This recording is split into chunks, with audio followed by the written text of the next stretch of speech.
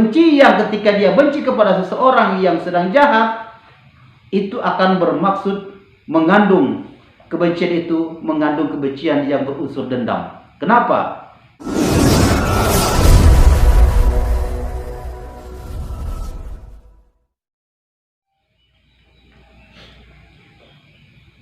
Assalamualaikum warahmatullahi wabarakatuh. Hamdan wa syukran lillah, salatan wa salamun ala rasulillah, amma ba'du. Sahabat semua, dalam kesempatan kali ini kita membahas tentang kelanjutan daripada penyakit hati yang harus kita singkirkan. Penyakit yang kedua yang harus kita singkirkan yaitu adalah al-haqad. Haqad itu artinya kebencian atau dendam. Bagaimana pengertian haqad atau benci yang dilarang di sini? Dalam kitab ini dijelaskan, a'udzubillahi minasyaitonirrajim, bismillahirrahmanirrahim. Wa amal haqad, adapun bermula haqad atau kebencian yang dilarang di sini, fahuwal intiwa'u, maka itu adalah merupakan berlarut-larut alal udwat, ke atas permusuhan, wal baghdha, dan marah, wa nuqati, dan memutuskan persaudaraan atau silaturahim, wa huwa qabihu mazmum, dan itu adalah merupakan kejelekan yang sangat tercela. Maksudnya benci ini yang dilarang di sini yaitu berlipat-lipat permusuhan, marah terus, marah berlarut-larut, benci berlarut-larut, dendam berlarut-larut, hingga memutuskan tali hubungan persaudaraan. Nah, sifat yang model begini adalah merupakan sifat yang sangat jelek lagi sangat tercela. Karenanya orang yang ingin mencari ridha Allah harus menyingkirkan, harus menghilangkan, harus membuang penyakit ini di dalam batin. Kenapa? Li'annahu yantajul hasad. Karena penyakit ini akan membuahkan penyakit hasud, sebagaimana sifat yang pertama yang harus dihilangkan. Karenanya Rasulullah mengatakan dalam sabdanya, qala alaihi salatu wassalam, Nabi sallallahu alaihi wasallam bersabda, la yahillu lil muslim, tidak halal bagi seorang muslim, ayyahjara, bahwa menjauhi ia akhahu akan saudaranya, fauqa salasi, lebih daripada 3 hari.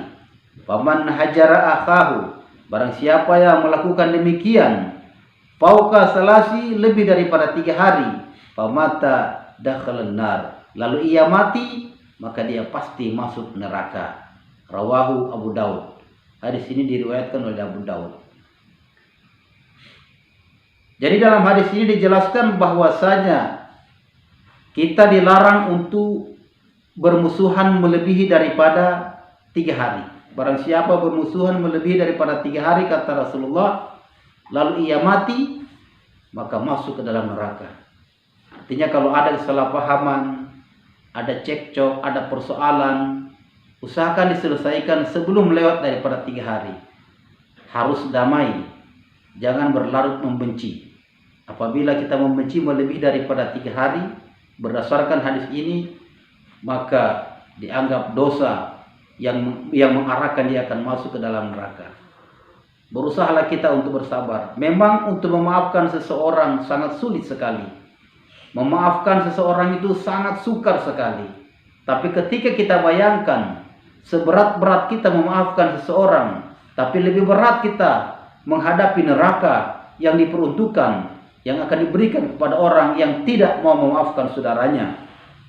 Bila kita membayangkan demikian, itu akan salah satu jalan memudahkan kita untuk tergugah hati kita memaafkan saudara kita ketika dia mau minta maaf. Namun dalam lanjutan keterangan kitab ini dijelaskan juga, dalam keterangan hadis itu, malam yakunil mahjur mutajahiran bil ma'asi, selama orang yang dimusuhi itu tidak lahir bagi dia maksiat. Artinya, kalau orang yang dimusuhi itu adalah orang-orang yang maksiat, tentu saja ini boleh kita jauhi. Yang dimaksud di sini, kita tidak boleh membenci saudara-saudara yang dalam keadaan baik. Saudara kita yang baik yang tidak berbentuk maksiat, itu tidak boleh kita benci. Jangan hanya karena sengketa pribadi kita memutuskan silaturahim dengan saudara kita, padahal dia tidak berbuat maksiat. Tapi ketika seseorang itu berlaku maksiat, berlaku salah, perbuatan yang dilarang oleh Allah dia lakukan, maka ini boleh kita jauhi. Apa yang kita jauhi, apa yang kita benci? Kita benci dengan kejahatan, bukan benci dengan orang yang jahat. Berdasarkan keterangan ini kita harus paham, kita harus ketahui bahwasanya janganlah sekali-kali kita membenci orang-orang yang pada jahat, tapi bencilah jahat yang ada pada seseorang. Pahami coba. Jangan membenci seseorang yang pada jahat, tapi bencilah jahat yang ada pada seseorang. Artinya, kita ketika melihat kejahatan, kita harus benci, kita harus jauhi. Jauhilah kejahatan, tapi bukan membenci orang yang jahat. Bila kita membenci orang yang jahat, maka ketika seseorang itu akan berbuat baik, hilang kejahatan, kebencian masih tetap ada kepada orang tersebut. Kenapa? Karena yang dibenci adalah orangnya. Tapi kalau kita membenci kejahatan, kalau kita membenci kejahatan yang ada kepada seseorang, maka ketika seseorang itu akan berbuat baik, bertobat, sadar dan berubah, tentunya kita akan memaafkan, tentunya kita akan baik, tentunya kita akan dekat dengan dia. Ini pertanda benci yang tidak mengandung dendam. Benci yang tidak mengandung dendam adalah benci terhadap jahat yang ada pada seseorang, bukan benci seseorang yang pada jahat. Tapi benci yang ketika dia benci kepada seseorang yang sedang jahat, itu akan bermaksud mengandung kebencian, itu mengandung kebencian yang berunsur dendam. Kenapa? Orang yang benci dengan seseorang yang jahat, sehingga ketika dia sudah tidak jahat, dia masih benci dengan seseorang, berlarut-larut kebencian, walaupun dia sudah berubah, dia masih benci, pertanda ini sudah mengandung dendam. Dendam inilah yang dilarang.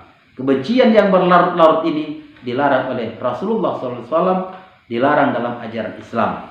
Karenanya, marilah kita ketika melihat orang-orang yang pada jahat, kita sedih, sayangilah dia dengan tegur dan nasihat kita bila kita bisa mengarahkan dia. Tapi bila kita tidak bisa mengarahkan dia, boleh kita ketika itu kita jauhi, jangan sampai kita akan termakan dengan tularan penyakit tersebut. Namun pikirkan dalam itikad, kita menjauhi bukan orangnya, tapi kita jauhi adalah kejahatan yang sedang dilakukannya. Kiranya seperti inilah pembahasan kita. Bedakan kita membenci orang yang jahat dengan membenci jahat yang ada pada orang. Yang dilarang di sini bukan membenci orang yang pada jahat, tapi bencilah jahat yang ada pada orang. Semoga dapat dimaklumi. Wallahu a'lam bishawab. Wassalamualaikum warahmatullahi wabarakatuh.